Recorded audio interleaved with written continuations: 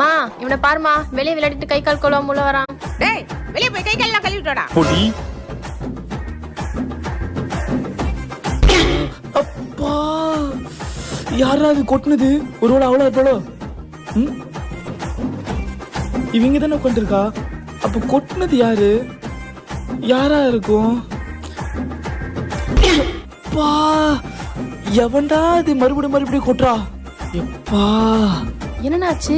மூஞ்சி கட்டிட்டு இருக்குமா யாரோ வந்து கொட்டிட்டு ஓடுறாங்கம்மா. தள்ளு. யாரா அது? யாரா எங்க நடிச்சது?